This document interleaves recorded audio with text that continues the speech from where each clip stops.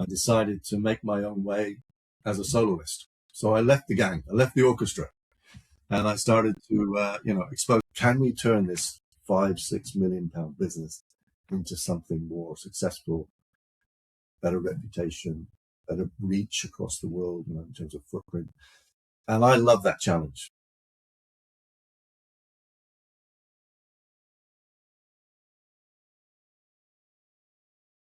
Today it's my pleasure to introduce our latest solo sale legend, and this is Mike Pooley. I met him recently as an executive recruiter, helping to place my wife in an executive role.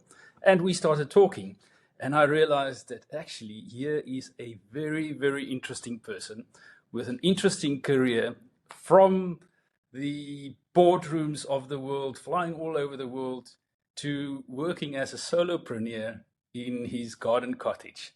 He's got a fantastic story to tell, but more importantly, lots and lots of wisdom from the world of work out there. I'm sure Mike is going to be a huge inspiration for all of us. So Mike, thank you very much for joining as a Solo Say legend. We are looking forward to hearing from you. Thank you very much. And thank you for letting me be part of this process, because I've obviously researched a little bit after our introduction, and I feel quite privileged to be able to have an opportunity to, thank you for saying sharing wisdom, but certainly sharing something over the next while. Not a consequence I expected from a hunting and searching process with your good partner. So thank you for that as well. Thank you. So Mike, why don't you start by just kind of telling us your life story? How did you end up where you are now, starting with your exciting life in hospitality and corporate and aviation? So just give us an interesting story there. I will. I hope it's not too lengthy, because obviously I'm a little bit senior and mature, so I've done quite a bit since I graduated back in 1979, believe it or not. But there was a very significant event that year, and I really do think, we talk about shaping our future, we talk about shaping the kind of mindset that we need to be successful, or to be, I would say, diligent and dedicated in the workspace to show employability. I lost my father in my final year of pre-graduation at college, and it was very sudden. It was very surprising. I was 21 years old at the time.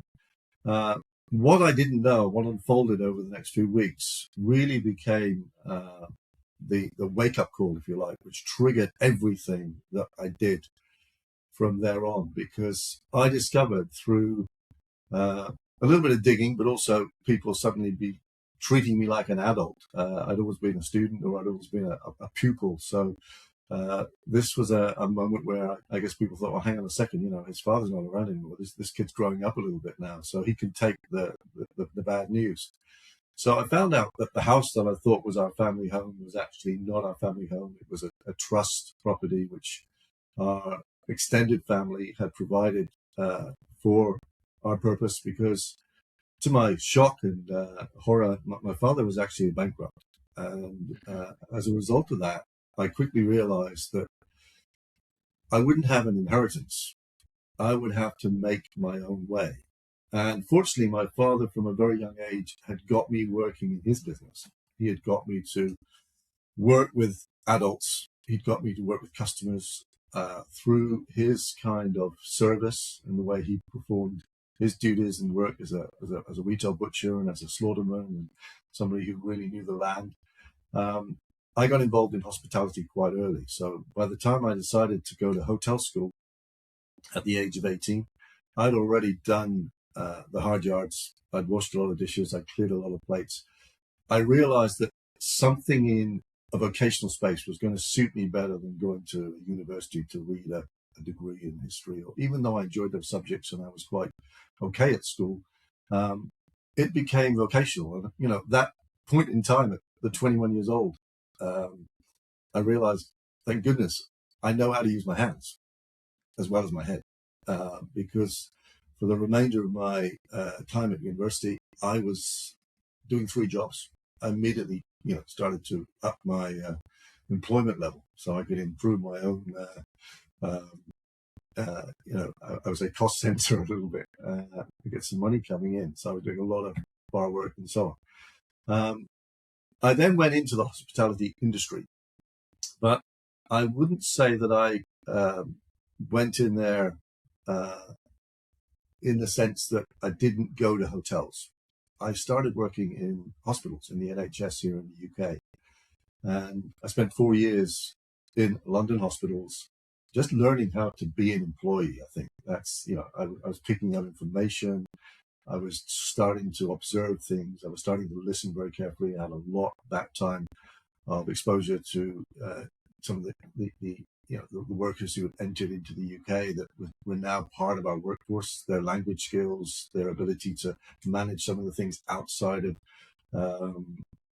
the unit were not great. So we became very adept at almost sort of social working and taking care of other things outside of the workplace. That taught me a lot. I had a great boss who involved me in a lot of stuff. And that also taught me, involve people that work with you from a very early age, immerse them, expose them, get them to say things, get them to show up and gain some respect and gain some trust. I then did a lot of work, and I mentioned to you before, I had these sort of 3 career periods. I had a career on the ground. So I went into high street, quick service restaurants and takeaway. And I did that for the next 11 years or so. And I went into that business in the early 80s. I left in the early 90s before I went into aviation. And in that time, I really traveled in terms of motorways all over the UK.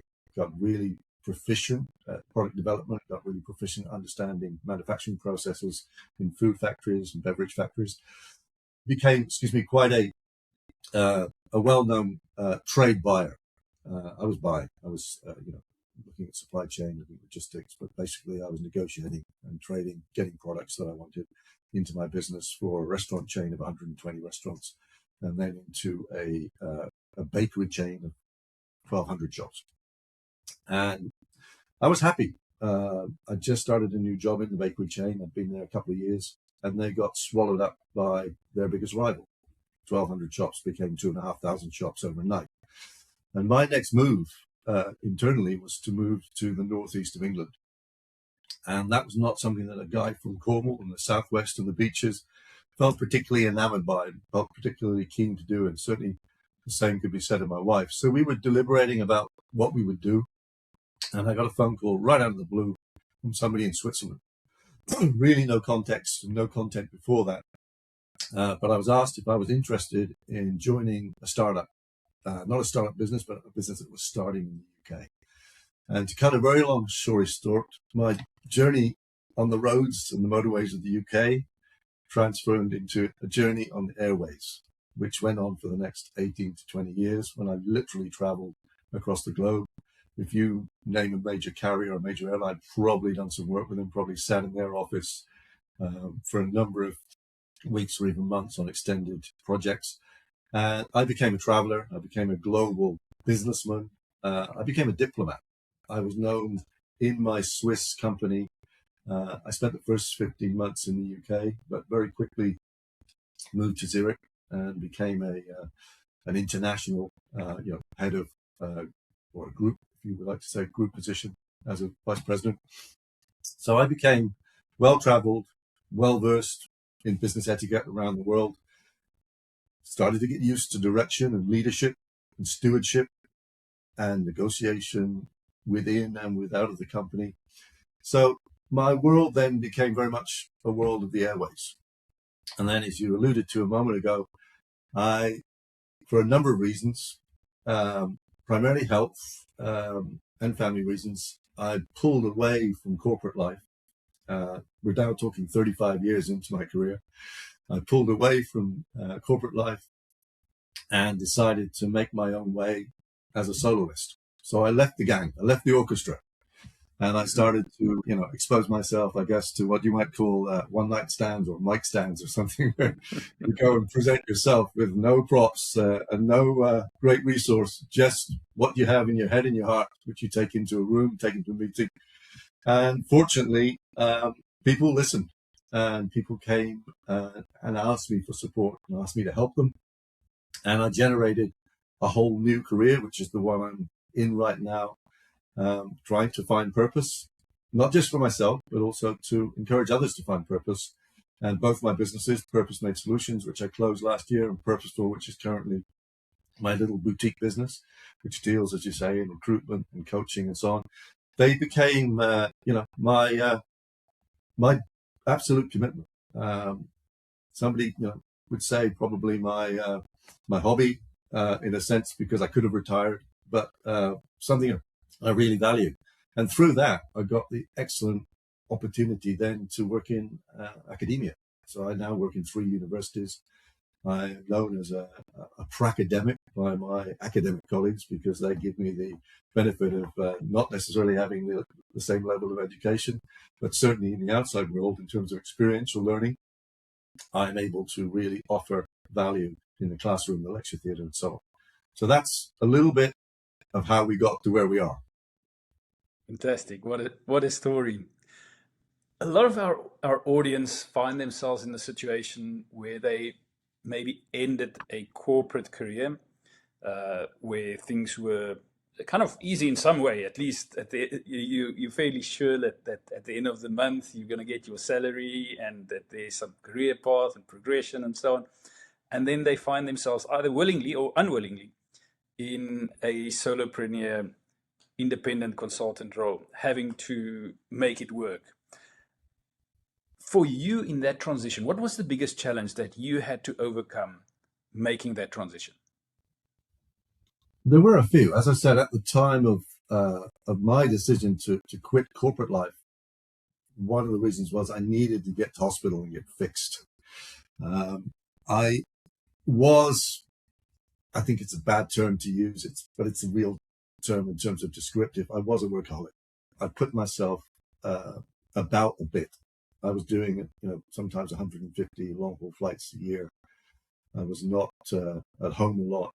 I was traveling on airplanes, sleeping on airplanes, or sleeping in airport lounges, I was not actually taking good care of myself, something that, now I coach absolutely not to live that way for obvious reasons, because I learned my lesson the hard way.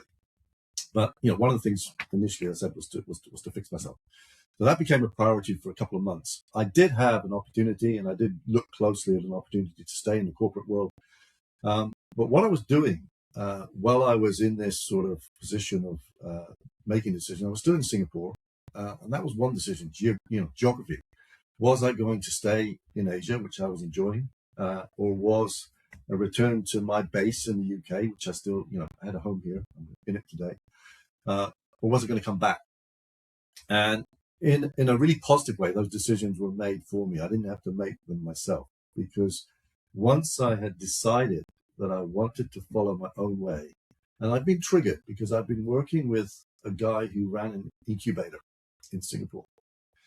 And I was able to sit in on a number of sessions where young entrepreneurs, solopreneurs came in and they pitched their businesses.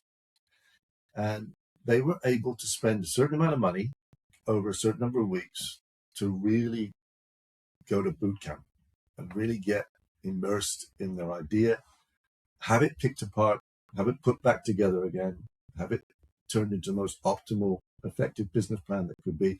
And I was fascinated by this because I'd lived in the boardrooms, I'd lived at the top of strategy, but always, in the sense that there was support, there was encouragement, there was direction. And these kids walking in for the first time were quite often very lonely soldiers.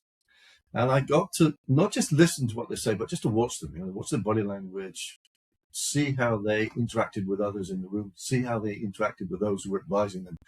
And I thought, what? This is a real sweet spot. I've always loved to mentor, always loved to coach. I've always loved to see people progress and be the best they can be. And that was one of the reasons why I started to think about consultancy, because I thought, I can go into businesses now, and there is a proof of concept. There's 30 odd years proof of concept that I actually have a little bit to say, and I can add a certain amount of value. So why don't I build on that a little bit? And as I was thinking it through, and I started to notify a few close industry colleagues and a few friends of what I was doing, fortunately for me, people started to say, I've got something. I've got something you could look at. And the most important gentleman at the time was a guy who I knew very well in the UK. I'd helped get into business. And he invited me to come over and talk to him about coming into his company for 6 months as a consultant, as an advisor to him. His words were, my business is treading water, but I'm a good swimmer. I can do more. Can we turn this 5-6 million pound business into something more successful, better reputation, better reach across the world, in terms of footprint? And I love that challenge. The condition was, and this is when my wife got very excited, was, but I can't do it if you're in Singapore. You need to be here in the UK. You need to be close to me. You need to travel with me. I want you in my office 2-3 days a week. And that was, the thing that made me go back to my wife and say, look, I've got this opportunity, but we need to go home. And she burst into tears because I didn't know, because she was a good wife, a good corporate wife, how much she'd been holding in, how much she'd been retaining. And suddenly it all came out. I finally get to live in my house, not a rented house, not a house I can't do too much to, not a garden I can't fix too much. I get to live in my house. So it was a win-win, but it was something that fell a little bit my way because I just started Purpose-Made Solutions. I set it up in Singapore as a PTE limited company. And here I was with an opportunity to go to the UK in 2013 and start it there. So that's what I did. And I ran that business for the next 12 years, exposing myself. And I think, the character in me that really needed to show itself at that time was confidence, energy, self-belief, self-esteem. And I needed to reinforce my brand. I think it was Simon Sinek who said, profit isn't the purpose, it's a result. But the purpose is when you add value, when you bring something into the discussion, when you appear to offer something. So I feel, that with that exposure, with that sort of isolation, I found a whole new iteration of Mike Pooley. Okay. And that So was the challenge was around finding what is that value proposition that you were going finding a to take. brand. And I wanted, I think I had a strap line about, delivering service excellence globally, because I was used to delivering service. I was certainly a global player. I intended my business to reach out from the UK into other parts of the world, just as it had done in my corporate life. So I was definitely trying to, find a brand within, this corporate, senior corporate person. So if you had to shape that brand now, how would you describe it? What is the brand that you found and that you now have absolute clarity on? I think there are 3 or 4 areas that I would look at there in terms of trying to harness what I bring to a table or what I bring to a room. And the first one, thank goodness, I can claim it with validity, is energy. I've always been an incredibly energetic person. So when I'm in the room and when there are things to be done or things to be looked at, I have no problem stirring myself, stimulating myself to do that. So I think energy is critical. I think I've learned about listening. I've learned about, certainly as a consultant, that your voice is not the only one that needs to be directing, encouraging, persuading. It's also the voice that reads the rest of the room quietly before you articulate. Mm-hmm. And I think, in some of my board positions, it's very important to hold fire, to hang back. The power of silence is quite strong. So I do feel that's one of the areas where I've improved a lot over my time as a solopreneur. Okay. Another area for me is respect and understanding of humility. You are part of a process. You're part of a progressive discussion around something. It's not all about you. It cannot be all about you. You need, again, to really restrain sometimes your natural instinct to try and lead. I was a leader. I had 10,000 people working for me. Yeah. That's quite a transition to make from this over corporate 17 life where countries. you are the Yeah. leader, you are the one that everybody listens to Yeah. suddenly you're a solo small micro business Yeah. that And has also, to speak from a different perspective. 100%, and increasingly important, of course, when I got into coaching, because at coaching, you can say very little because the Yeah. coach and the coachee's relationship is that the coachee is there to express themselves. You are there to steer slowly, gently, nudge along. But I think those areas of, releasing, if you like, a little bit the corporate stereotype and recognizing that the personal touch. And, the one thing that I will always say if people ask me about my brand, it's a curious brand, a brand of curiosity. I am so into questioning. I am so into getting better understanding, letting people tell their stories. Okay. So let's talk a little bit about this space of curiosity. When when you started as a solopreneur now selling yourself or selling your services and figuring out what you offering the world, how did you use curiosity to understand your target audience? I always really rate research and preparation. Hmm. And part of that, of course, you can do yourself in your garden Yeah. office, as we talked about before. But part of it, I think, comes from conversation. And I am a chatty person. You found that out. I like to talk. I like to have that opportunity to share and to offer in terms of advice or insight. So, in a way, I was finding a rhythm of how to conduct those conversations that I could extract something from. And I remember a consultant saying to me once, he said, Mike, never just bring the steak, bring the sizzle, Hmm.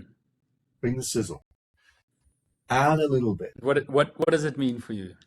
That means basically looking at a solution, looking Yeah. at next steps, trying to identify.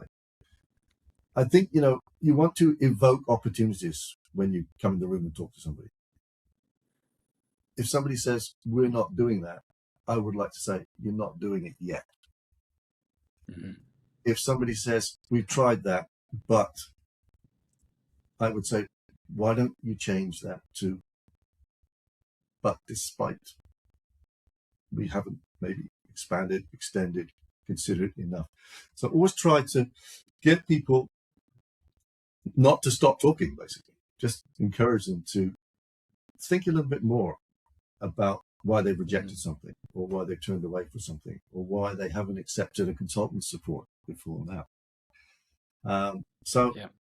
I always used to say to potential clients, look, let's have an agreement here. I've sat on your side of the table. I know, the old story about consultants. They take your watch off and they tell you what the time is. I know that. So I'm not here under any concept that I'm the greatest thing that's walked through your door with the greatest set of ideas and the greatest set of execution. But you know me, you trust me, and that's important. So how about if I tell you these two things? If we do something together, and after a few weeks, a couple of months, I have not added value, we close it. I walk away. We walk away as friends. We walk away as adults. But if I haven't added value in the way that I promised or the way that you want it to be visualized or materialized, I walk away. But I'll add to that. If I do that and that happens, then I'll make you another promise. And that is, if I haven't done it with my network, with my connections, I will find you the person that will nail that job, that will nail that project. Yeah. So let's start on the basis that I'm really here to make a contribution, and we need to identify that. We need to recognize it together. We need to come together about that. We're not sitting across the table negotiating. We're sitting around the table solving a problem. So I always wanted people to feel that, yes, I wanted the work, but not at any cost. It wasn't about the pennies. It was about the principles and the values for me. Because I've sat in so many rooms negotiating as a buyer. I'd sat in rooms negotiating with unions in industry, situations. I'd sat buying and selling companies. So I was familiar with a lot of narrative. So I knew I could sound outdated. I could sound cliched. I could sound hackneyed. I didn't want to sound that. I wanted to say, I've looked at your business. I see some gaps. If you give me a moment or two to talk about those gaps, maybe we'll see things differently at the end of that conversation. That's a very difficult trap for most consultants to navigate through. Because on the one hand, you come from a place where you feel like you've got value to add, you've got insights, you see something that maybe your client doesn't see, but they're not always ready to hear what you have to say. So as a consultant coming from an advisory specialist point of view, how do you navigate out that space of client is not necessarily ready to hear what you have to say, but you really believe that there's a gap that you need to address with the client? I think you start with conversations. You start, I think, trying to respect and utilize your emotional intelligence as much as anything else. Mm-hmm. Because people, founders, people who are running small businesses, you know how most of their day goes. They are thinking. They don't have 5 minutes for this. They don't have 5 minutes for you. So I get their energy. I get their sense of purpose. I get their sense of commitment. I get that they can be taking this in, but not really hearing it. So I think you need to be quite short. Say, look, I know you've only got an hour, so let's use this wisely. Mm-hmm. As I said before, do a bit of preparation on these people. Make sure you know where they come from. I was lucky, and this is something I have to give away here. A lot of people who asked for my help knew me when they had come to me in the past for help. Can you get my products listed? We were spending over £1 billion Swiss francs a year on food and product for the airlines. I was an important person to know. If you have my business card, if you have my telephone number, in that context, I was useful, very useful. Now I wasn't so useful because I didn't have that leverage anymore within the organization. So the leverage was literally being extracted as we went along in that conversation. But they remembered my fairness, I hope, my integrity, I hope, and that got me in the room. Even if for no other reason, Willem, I got in the room for old time's sake, or I got in the restaurant for old time's sake. It just gave me the calling card. I never set up a website for my business. Planned to. I had my son ready to design it. But for 13 years, I ran that business purely on word of mouth, moving from one piece of business to another. Sometimes, of course, embracing 4, 5, 6 projects at a time. But they were all connected by one thing, that people had dealt with me, or I was referred to by people who said, this guy can help you, know exactly what you need, talk to Mike. So I was very lucky to find rhythm and find, opportunity through, as I said, just evoking, there's something there, let's go. Prior networking. You mentioned something there, like on the fly around you. I think you used the words, I used to be something worth knowing. Personally, I kind of felt that as well, moving from or selling my previous business where I had, quite a big team, into operating more as an independent consultant, as an independent entrepreneur. And a lot of that was loss of identity that I didn't realize in the time, but over time I realized that, wow, there's a lot of my ex-identity that I miss. A lot of perceived value that people thought they had in knowing me that suddenly wasn't there anymore. Was that something for you as well that you had to deal with? Oh, totally resonates with me. And how did you deal with it? Well, I have a little analogy I used to share, because I still deal with that now, because I have successful businessmen leaving corporate life, coming to me for coaching. Yeah. And this concern about self-esteem, about being, holding that gravitas, holding that room, has suddenly deserted them. My business card was a powerful piece of transactional equipment. It was a useful, if you had that and you could get hold of, a president of Asia Pacific, as I was for my business, that was worth hanging on to. Then I didn't have it anymore. And the analogy I use to quantify it really, when people say to me, I thought I was indispensable. I thought, why, how could they ever get rid of me? I said, let me tell you something. I said, I used to probably on average get, in my role in Asia, over 500 emails a day. And then, slowly but surely over time, with the agreement of the company, of course, I was withdrawing from the business. Like I said, I went to get myself fixed and I had a lot of holiday to take up, so I wasn't present anymore. And there was full knowledge that I was at a very certain point, in a few months' time, going to the business.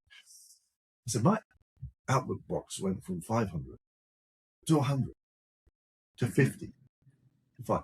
Where were all those emails going? They were still going somewhere. They just weren't coming to me. So don't kid yourself. You are not indispensable. Somebody is picking up your litter. Somebody is picking up what you consider to be your property in terms of responsibility, scope of activity, whatever you want to call it. And I think that's where the humility comes in as well. You learn to recognize that if I'm going to make my own way now, I have to make it possibly, as I said, with a slightly different brand, slightly different tagline. I'm here to help rather than what can I do for you? Yeah. Or what help are you expecting from me? The tables are turned, absolutely right. So I think people do find that quite difficult, especially if you're in a big corporation or in a big role as I was. But I also think, the timing was good. Again, I come across a lot of people in their mid-50s. And although they wouldn't admit it, they're actually really ready to do something. They have run out of that particular road. Yeah. They want to find a new challenge. They want to find a new scenery, a new landscape. But it's too easy to stay on and stay on and stay on.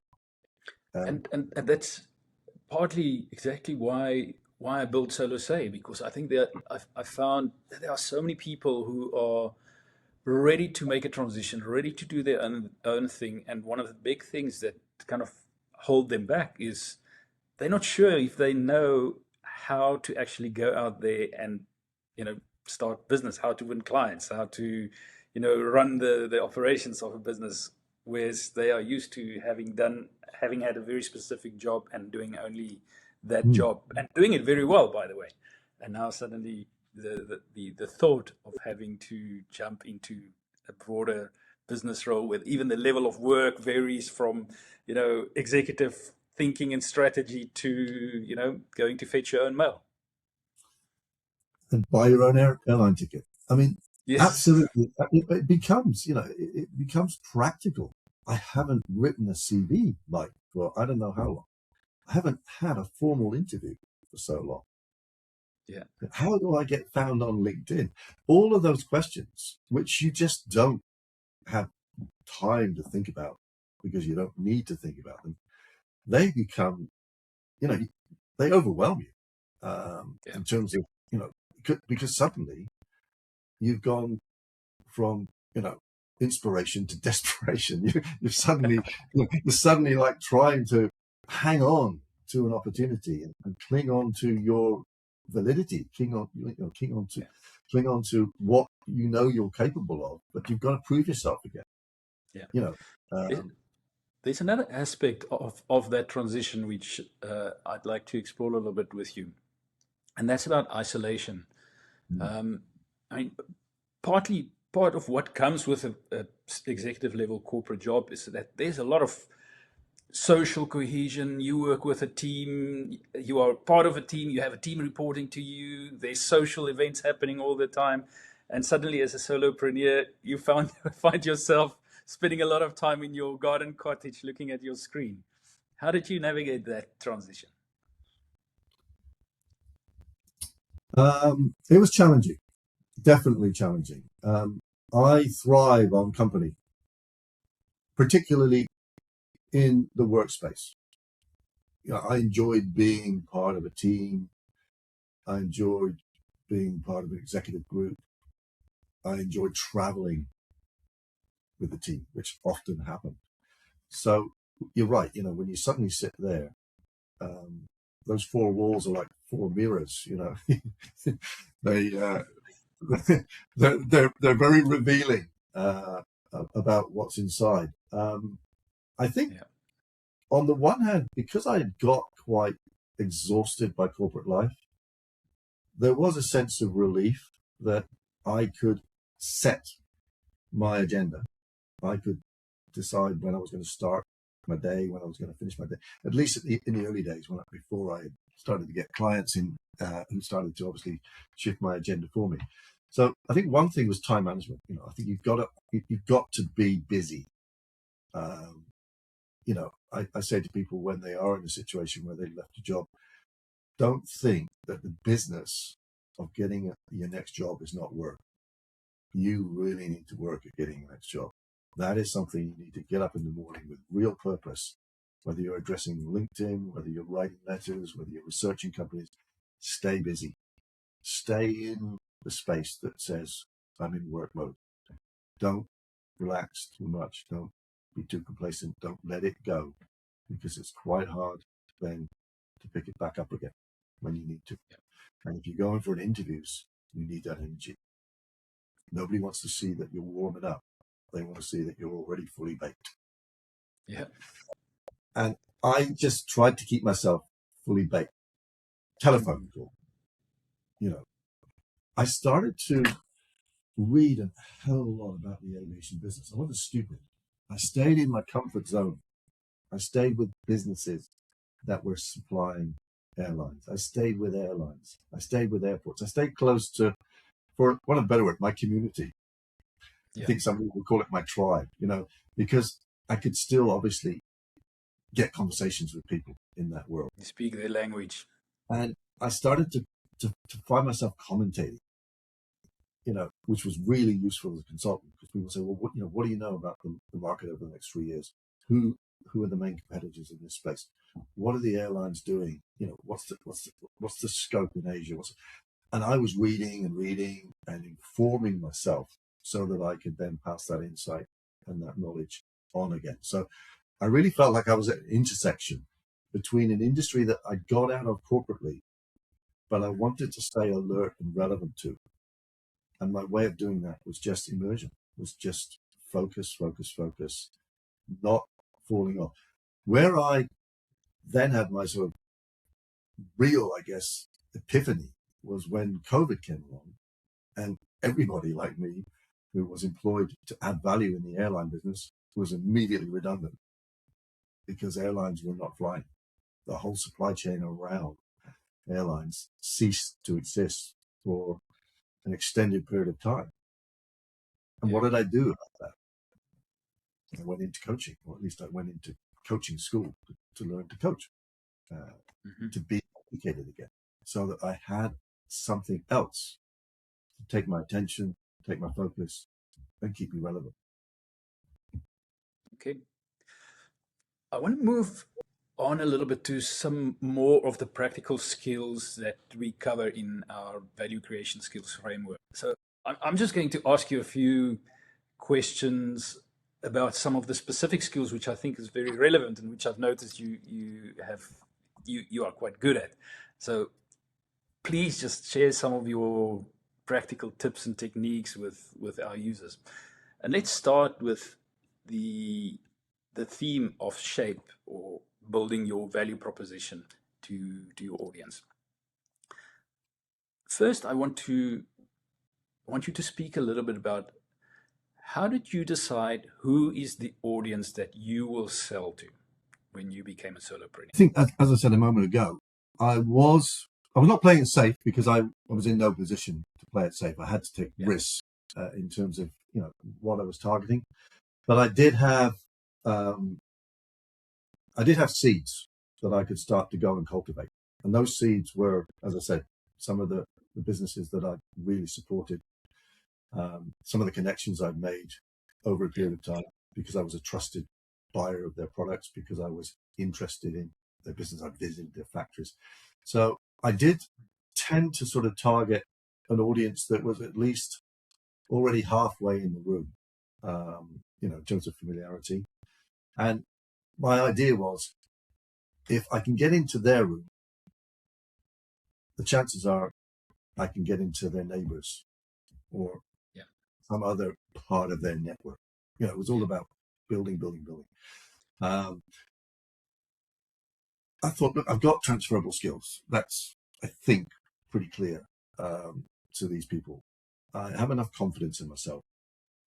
And when I was at my big corporate job, I was known as the diplomat. I was one of the few naturally born English-speaking person in that organization. And people had this, wonderful image of the British overseas. I don't think it's existing anymore, but we were quite good at, beachmaster type scenarios where we'd be the first one on the port. And I did draw on, as I said, my conversation, take an interest in the family, make sure that I had a few touch points, whether it was sport or whatever, to ensure that, we found common ground. And, it was always my aim to give the clients an outlet, either to talk more or to politely and courteously say, there is nothing for you here. Because either way, you learn something, particularly when you're starting out in that space, because you start to understand what is the shape, is the shape forming, or is it actually literally eroding in front of you?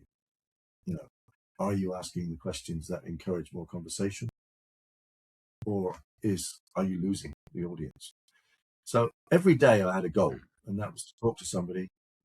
I did make goals over 3 months. I did, but that wasn't my priority. My priority was, what can I do today? Who can I get to talk to today? Who can I see today? I wanted definition all the time to create an opportunity to create a value solution. So that's how I got people to listen. As I said before, those moments, when you say, have you tried that? Did you try it that way? Just getting that chance to gently nudge them into a slightly different position or a different space. And they didn't have a lot to lose by talking to me. So I think it's quite wise that what you did to start by focusing on the network that you already have, build on the reputation that you already have, and from there you can grow. And I think, I've spoken to so many solopreneurs who, by the time they leave a corporate role and start becoming an independent consultant, they're almost embarrassed to go back to their ex-network or their ex-colleagues. And I think this is one of the biggest mistakes that people make, because trying to cold sell and build new relationships completely from scratch is really, really tough. And I think sometimes you underestimate the power of the relationships and trust and credibility that you've built over time. And if I have one kind of message to solopreneurs, especially ex-corporate solopreneurs, it's just trust your expertise, trust your network, trust your credibility, and just start with those people that you already know. But it also works the other way, Willie, because sometimes a founder or a scale-up leader of a business doesn't want, put this politely, doesn't want the association with a consultant. It might make him feel in front of his team less than adequate, that he can't do the job on his own. I always used to have this argument because I did some fractional, work where I was literally working as a sales director, or I was working as an operations director for 6 months away. And people want to give me a business card. Well, what can we put on the business card? I said, I really don't care what you put on the business card, whatever makes you happy. And they would put things like interim sales director or advisor, which again, rather than consultant, that word, avoid that word. If they're not comfortable with it, don't go there. If they don't need to be seen with a consultant, that's okay. Again, that humility, that okay, if it's easier, if you're more comfortable with describing me as X, describe me as X. I'm okay with it. You've got to make them feel, they're paying your fee, they have you, and that relationship is tight, consistent, and trusted. And for me, the business card mattered very little. Okay, so the next skill is about crafting your value. And one of the biggest mistakes that solopreneurs make is that they go out there and just say, I can do anything. So I'm an HR consultant. So you can call me for anything from job descriptions to organization design to learning instructional design, whatever. I'm an HR. And they do that from a place of almost anxiety or a lack of trust or a lack of confidence that they can really hone in and focus. So we help entrepreneurs to think through a narrower value proposition. Did you go through that, and did you navigate that world of going from a wide, I can do everything, to finding your traction into something that's narrower? I think that started when I named the company Purpose Made Solutions, because I deliberately did not go so holistic, so general. I was about service. Service excellence was a mantra of mine all the way through my career, 24/7, 365 days a year. I had businesses that were putting products in front of passengers on airlines all over the world. There's no respite for Christmas Day or Thanksgiving Day or whatever. You are potentially under the microscope all the time. And if you have that in your DNA, that's why you get successful in this business. And I carried that, of course, with me. I didn't have a blood transfusion when I left corporate life. I kept the same body and soul. And what I did was, and I mentioned it earlier on, I allowed them to build the scope. So, or if I didn't fit that purpose, I said, look, let me go away for a couple of days. I'll find you somebody that does. So I was always giving options, because at that time, again, I was finding my level, finding my feet. So it would be wrong for me to just assume anything. Yeah. Rather go and let people make assumptions and then make, discerning decisions about what they felt I could do. So because I knew the scope of a lot of people's businesses, supply chain, sales, product development, packaging, restraints, sustainability, I already came with an awful lot of what I would call in-house knowledge about what they were doing every day. It was more about the style. How were they doing it? How much was cascading down through the business? How was the organization? Was it robust enough to meet the vision of the founder? So listening, spending time in the office, talking to everybody at whatever level, whatever the role, because at the end of the day, it's the sum of the parts. And I felt that by being a slightly remote person, in the sense I wasn't on the payroll, I could get people to share and to talk to me. And that's done over a coffee. That's done early in the morning. I used to get to the offices earlier, and people would circulate. They'd come and ask me what I was doing. How am I getting on? Am I going to come and talk to them at any point? Am I interested in that department? Or, what's the boss got you doing?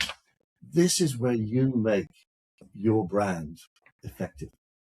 And it was for me Purpose Made. If I did something for all of the clients I work with, it had to be exactly what the brief was. It was what they wanted me to do. If they then invited me to further strategize, fantastic. That's a bonus. I'll do a little bit more. I'm always available to stretch and push the envelope if that's what you want to do. But if you've got a constraint on how much time you can spend with me, how much money you can spend with me, let's just really get to the meat and bones and sort that out. Yeah. Okay, so let's move on to the next category, which is the show category. And show is about kind of marketing, building your profile, and letting your target audience know what you have to offer. And I want to hone in on one specific skill, which is around sharing value or building up a portfolio of evidence. Have you done that as you were working with different clients? Have you deliberately extracted these were the results or the outcomes that I achieved with this project, and regenerate that into your marketing collateral and your narrative to the next client? Have you done that deliberately? I think I've done it consciously. Yeah. I mean, have I really sort of overloaded on it or overextended on it? No. Again, much of the work that I was fortunate enough to do over that period of particularly, 10 years or so pre-COVID was based on recommendation of, I had a guy come to me once. I see exactly what you've done for Mr. X in that company. Mm. Can you do something similar for me? And a lot of it was engagement. I could reach customers that they couldn't get to. I hate that phrase, bring me your black book. But there was a little bit of clear understanding on my part that they were looking for me to get them through some doors which they were struggling to get through. And I wouldn't always take those assignments, William, because that didn't sit well with my independence. I wanted to keep a good relationship with both sides of the table, the buyers and the sellers. I didn't want to show my colors too much on one or too much on the other, because I wanted to have an opportunity to be seen as a man of good integrity and a man of good value, who wouldn't undermine, undercut, compromise conversations. Quite tricky to navigate, but again, I knew enough good people who knew that that was my modus operandum, that I got the space and the oxygen that I needed to do the job I did. So I would definitely stir into the recipe, if I'm doing a proposition or making a presentation, some examples, whether they were quantifiable, whether they were around certain regions or certain, potential customers, pipeline, if you like, customers. So yeah, I would sprinkle that in there. But as I said before, I also didn't produce a website. So I wasn't looking to say, this is my case study for what I did with this airline or this company. My industry was 16, 17, $18 billion industry worldwide. It was a village. Mm. You knew people and they knew you. If you didn't know them, you knew somebody who knew them. So you could connect, that 6 degrees of separation, you could narrow that pretty quickly in this space.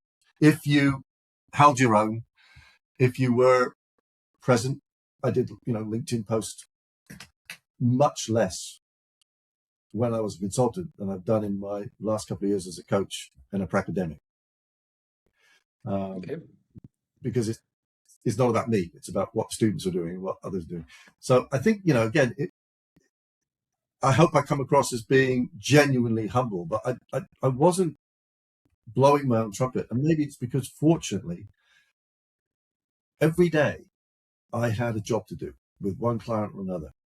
And I held that ground for 10 plus years until COVID came along. And then I went back into it when people were in recovery from COVID very quickly. I was called in, we're back, we're flying again, let's go. So that was trust. That was me having their trust. And, if I talk about showing up, I think one of the most important things is to really understand the narrative of what's going on around you and pick up the rhythm, pick up the pace when you need to, quiet when you need to, go again. Just make sure that, you're hearing everything. So when it's your turn to comment, you've got plenty of ammunition. Yeah. I want to explore one specific thing as well. So I get it that, in your early consulting days that you were able to find a lot of clients and clients who were trusting you with your expertise in logistics and aviation and so on. But then you made the pivot into coaching. Um, did you find that harder to actually bring that credibility to a coaching audience?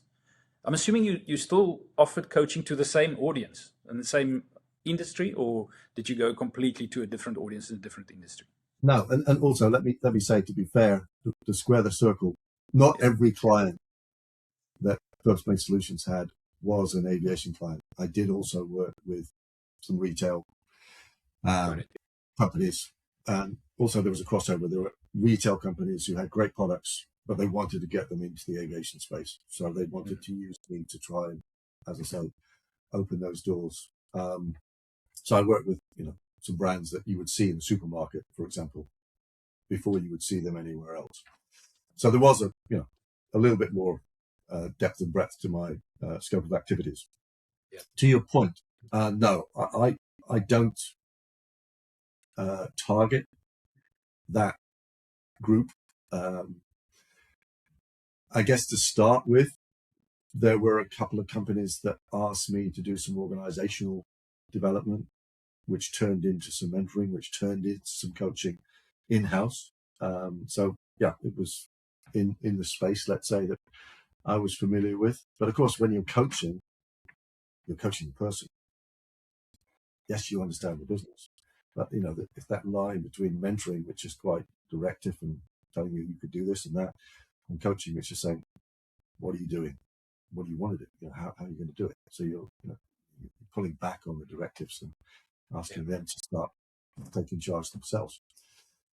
So whether they're in that business or not can become less relevant, because we're really trying to make them the best they can be in that workspace, Yeah. and then transfer What's those skills your where they what's want to go. your primary strategy for winning new coaching clients? Because we have quite a lot of coaching people in our solopreneur audience, and that's probably the number one pain point for most of them. How do I find new clients all the time? I think I'm going to really disappoint everybody, including yourself here, to say that my first priority is not to get lots of clients. Hmm. I very deliberately only target to be working with maybe 4 to 5 clients at any one time,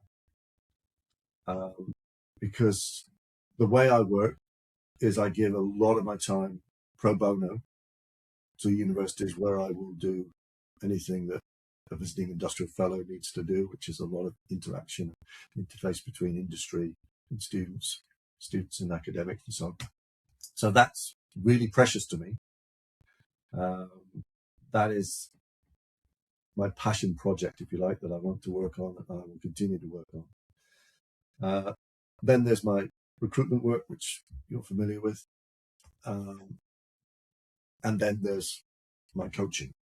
So I quite deliberately really care about the people I coach. That probably sounds a bit weak and a bit sickly, but I work a lot on preparing those 1 hour or 1.5 hour sessions, whatever they may be. And I work an awful lot, as do most coaches, on the reflection, the process afterwards.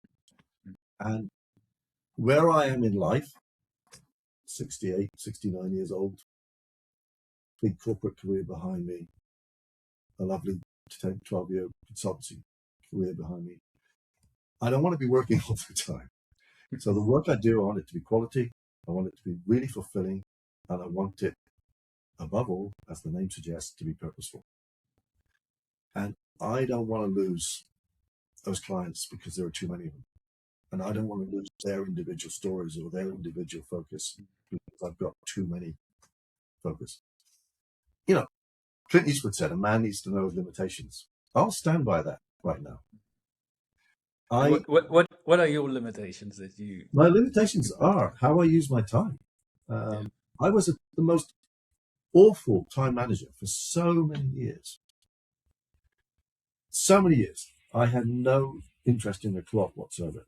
If I was in the office at 10 o'clock at night, I'd still be back in at 5, 6 in the morning. Mm. I don't want to be that person anymore. So I want to use my day in a way when I stay refreshed, I stay present, I stay alert, and I stay acutely focused on the tasks that I'm working on.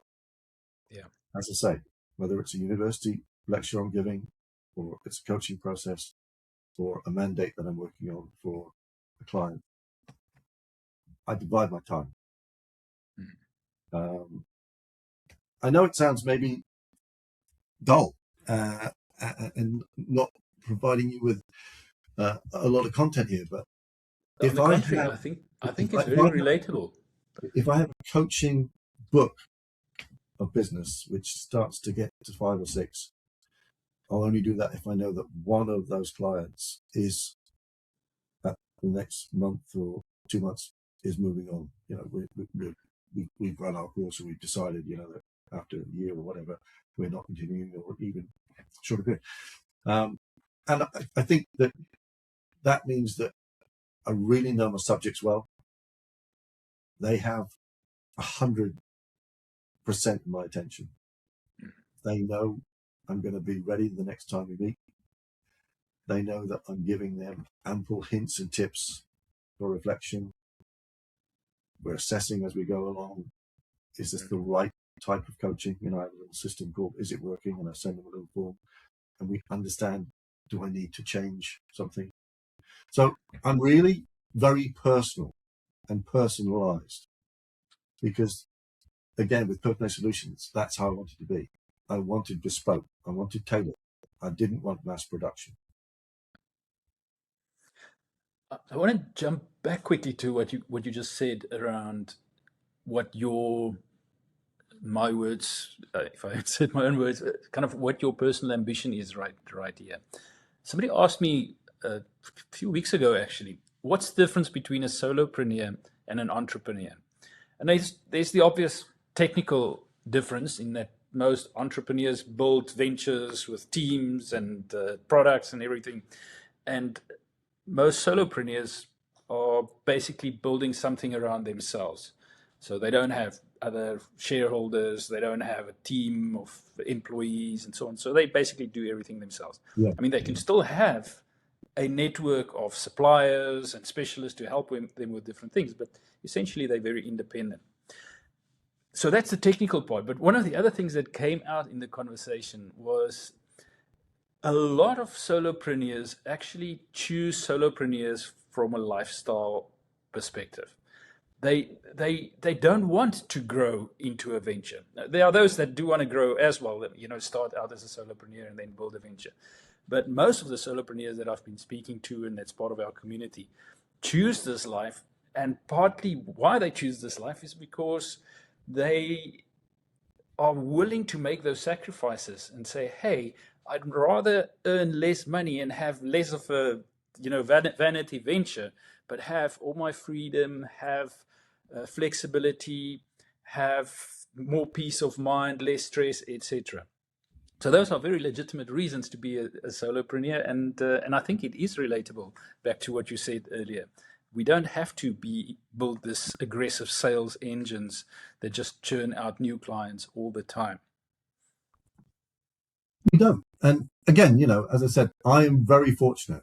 I'm very blessed. I had literally the best of both worlds. I go back to my fantastic career on the ground, my incredibly lively, dynamic period of time working in the air. And now I'm this soloist, you know, playing my own tune, if you like, but still enjoying the music and still enjoying the contact that I have because I'm very people centric. You know, at the heart of everything I do is conversation, is curiosity, is empowering, suggesting, motivating. You know, the words that for me mean something and always have done are now the only words I need to worry about. I'm not doing big transactions. I'm not negotiating big deals. I've done that, been there. I am really comfortable. You know, I always felt, even as a leader of a business, a big business, I didn't need to be the smartest guy in the room. my job was to get really smart people in the room with me. And I'm the same in how I work now. I know some great coaches. We have fantastic discussions around theory, practice. No names, of course, no names, but we're always talking about how we approach a certain situation. Supervision does that. It's a great thing about coaching. You have supervision. You talk to other people about how that went, and they will give you some hints and tips how to do it better next time. Because not every coaching session is a great session for whatever reason. The important thing is to know why and how to put that right. So I'm quite happy with the fact, I read something just this morning. Everything I do hinges on purpose and trust. And the great thing about trust, I was reading something about how a CEO in today's world potentially has to navigate their way through conversations with about 35 years worth of generational change.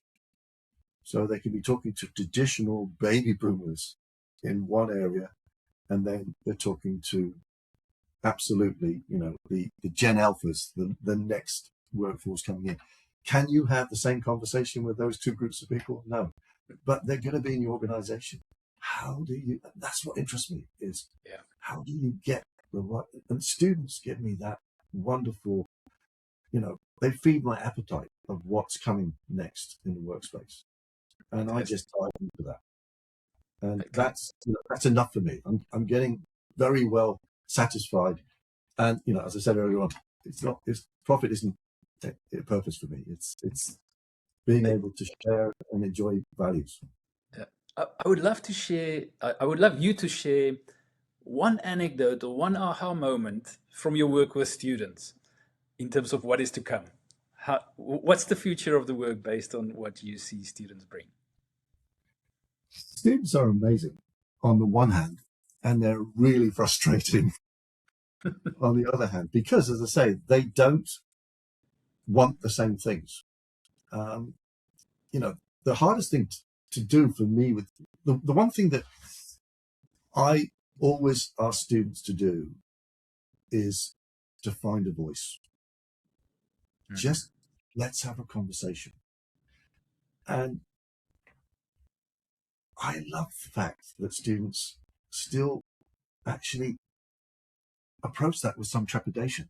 They're quite worried about having a conversation with this old guy who comes into the classroom and makes a presentation and then meets them online a week later and is just talking one-to-one with them about whatever it might be.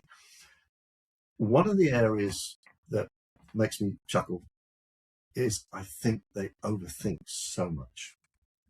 Yeah. Even a simple question, do you want tea or coffee? There's a pause to respond to that. Some of the natural things that we'd consider just, literally off the bat, they hold a moment and think about that. I do, this is the anecdote I'll share with you. I do simulated interviews, getting people fit for purpose, i.e.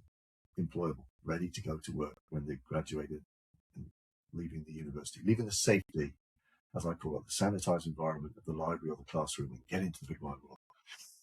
And I remember not so long ago, I'm like you, face to face on a screen, and I started a simulated interview with a young lady. She's told me the company that she's going to have the interview with and the job she's applied for. And I said, okay, I'm going to go away, research the company. When I come on next week, I won't be Mike Pooley. I'll be David Smith from the HR team or whatever. And we start on the basis that it's an interview. It's not our normal, talk a little bit, get into it. And I came on the screen, and she's there, and I go through my introductions, and I ask her the first question, and I see her eyes go like that. I let it go. We move on. I ask the second question, and I see her eyes go like that. And then I go, time out.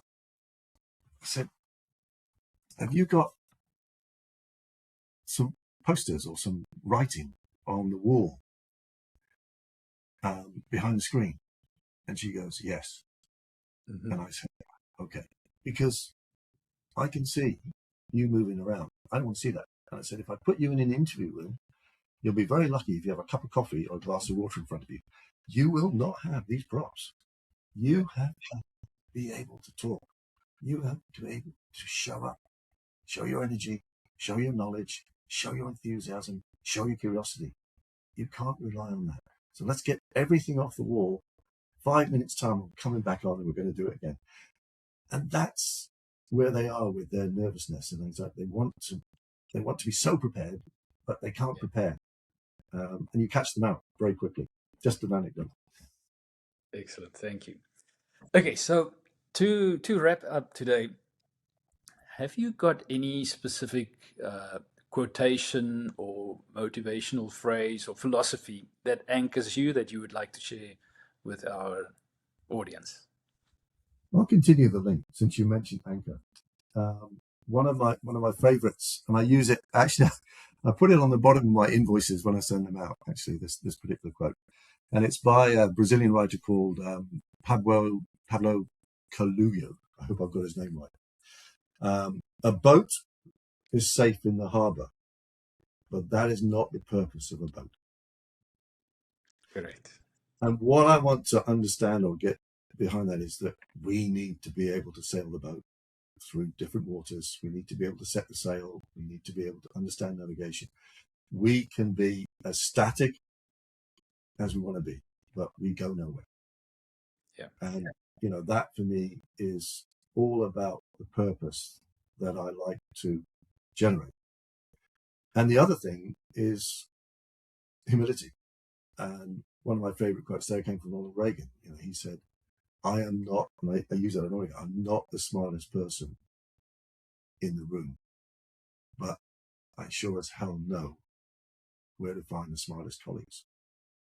And I love that analogy, and I use it all the time in leadership, of being the conductor of a beautiful orchestra, getting a tune out of everybody.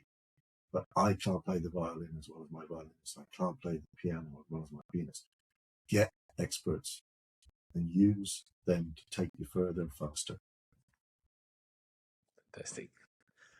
Mike, thank you very much for your real pearls of wisdom today. And I really enjoyed the conversation. Thank you for volunteering to be a Solosay legend. I'm honored to have the opportunity, and thank you for letting me talk, because again, in talking to you, there are a few things now I'm going to go away and reflect on, which is always the point of my day. Thank you. Fantastic. Thank you, Mike.